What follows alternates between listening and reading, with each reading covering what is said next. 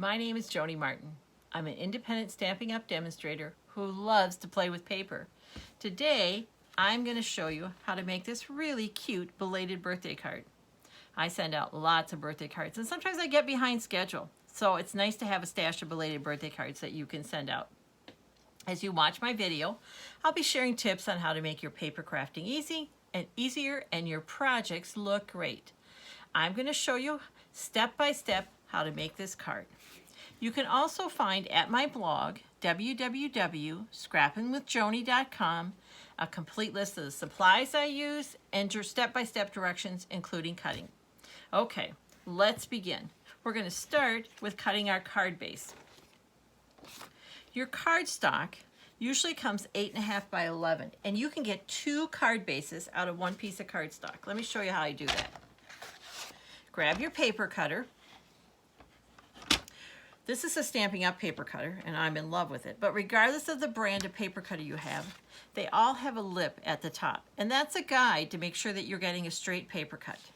If I want to cut this in half and my paper's 11 inches long, I'm going to go to the 5.5, and I'm going to push it against that lip. The second thing I'm going to do is make sure my blade is below my paper. So when I cut it by pushing up, it's going to push against that lip and help me keep my paper in place and get a straighter cut. There we go. 2 card bases from 1 piece of paper. We'll set one aside. And we're going to begin by folding our card base. For me, it's easier if I make sure it starts straight. So I like using a sheet of grid paper, but however it works for you. I'm going to fold it in half. And then if I want to get a really tight fold on there, I can use what's called a bone folder and push it down. If you don't have one of those, another easy trick is to use the end of your paper snips and just push down. Okay, let's look at our other pieces. I've cut these pieces already, and like I said, you can find the cutting dimensions right there and the dies I use to get my shapes. Okay, the paper we're using today comes from this suite, and this is Artistry Blooms. It's a suite of products in the new Stampin' Up! Catalog, and I love the brightness of the papers. And the other thing I like about Stampin' Up! Is it tells me what colors go with my paper. All that kind of coordination just saves me time. So I chose these 2 colors today as I'm using this piece of paper. And in Stampin' Up! Colors, this is Calypso Coral and this is Mango Melody. So I did my card base out of the Calypso Coral. I cut the matte, which is that solid color that goes under your print paper, out of the Mango Melody. And we're going to begin today by attaching that card front to the card matte. I'm using our liquid Tombow glue. Use whatever adhesive you're most comfortable with, because you're going to do a better job if you're using an adhesive that works best for you. Stampin' Up! Has come out with a new tape runner called Seal and Seal Plus. It's marvelous. I'm just used to liquid. It has some advantages for me, so I tend to use that. One of the advantages of the liquid adhesive is not only is it really strong, but I have a couple, like a nanosecond, but just a little bit of time to move it around to get it in the center, which really matters. Okay, so that's glued. The other piece I want to glue right away is this strip right here. I like to do something to my envelopes to let someone know who gets a card in the mail that they're getting something special before they even open the envelope.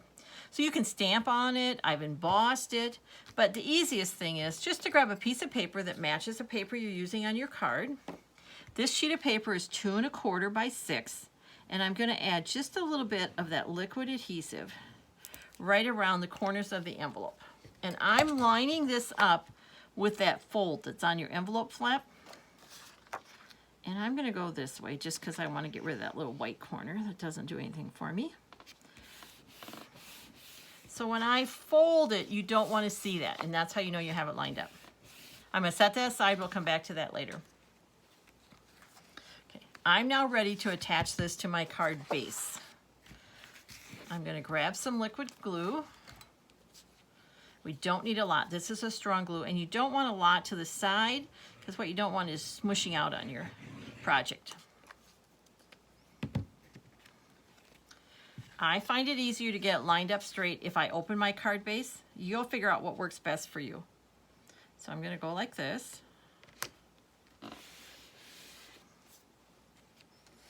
And then on here I have my stamp sentiment and another mat that I'm just mimicking the same color here. And I used our nested stitched dies for that. I list them in the directions, and I used a die cutting machine. I used a Big Shot. You might have another kind of die cutting machine, but it's just a shape I can cut out. And I chose the size that worked for my sentiment, and then I just went one size up for my mat. Okay, let's talk about stamping a minute. I'll pull this away. We have two things we need to stamp. We need to stamp the front, and we're going to stamp the inside. I like using a stamp placement tool. There's all brands out there. I'm a little biased. I love the Stampin' Up! One. Let me tell you a little bit about this. This is called a Stamparatus, and it allows me to make sure I get a straight stamp the first time, and it lets me re-stamp if I don't get enough ink and it keeps things in the same place. So that's huge for me. What I like to do is on my grid paper, I draw the shape I have to stamp and lay my stamp down. The grid paper tells me it's straight, and because there's grids on here, I can also make sure it's straight.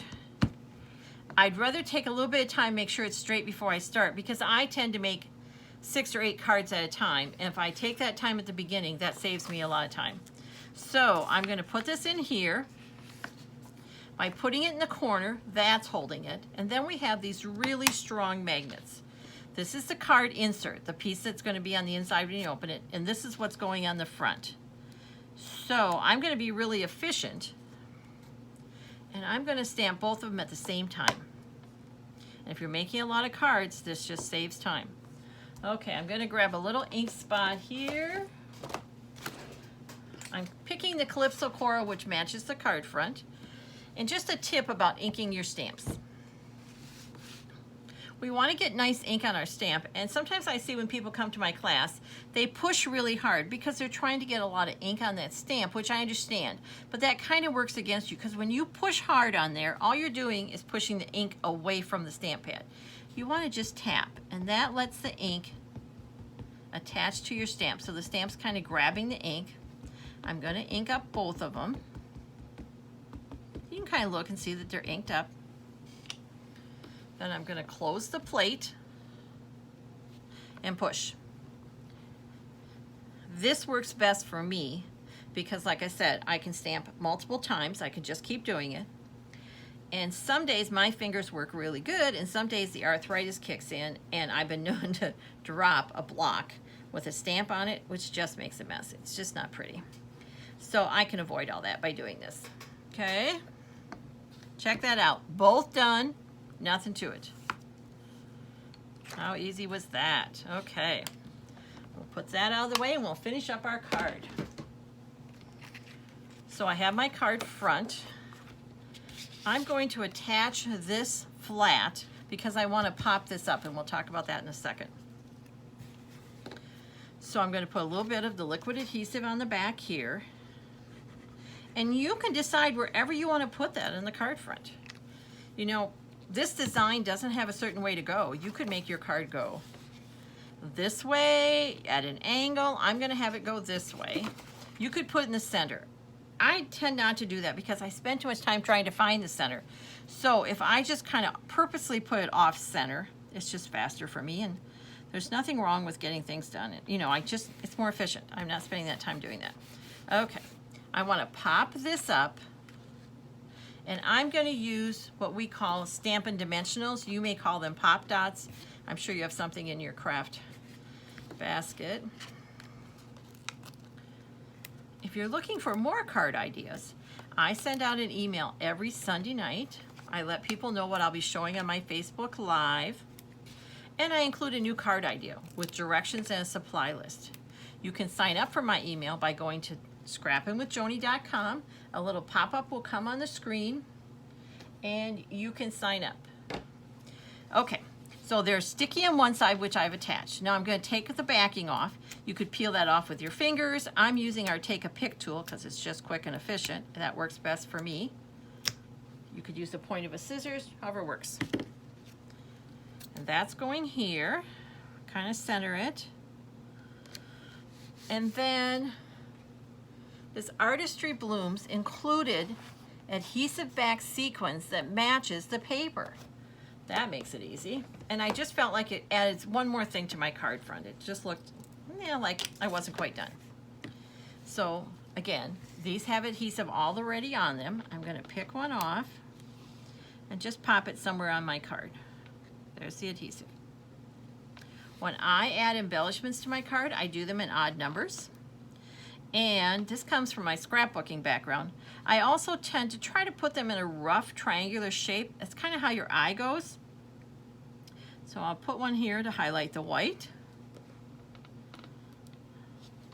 And I'll sneak another one up here. And look at that, our card front's already done. We're almost there, guys. Now I'm going to attach this to the inside, like so.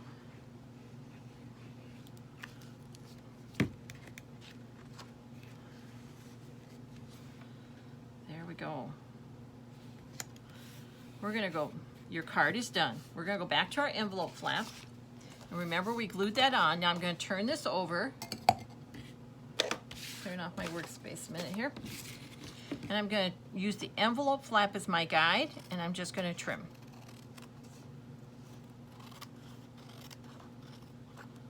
Keep going. There we go. This is a great use of that scrap paper. And like I said, it lets someone know that something's special before they even open it.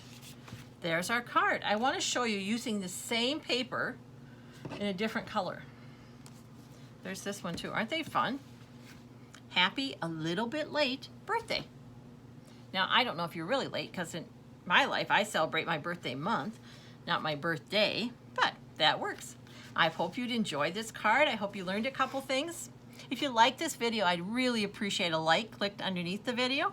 And don't forget to hit the subscribe button. Until next time, keep crafting.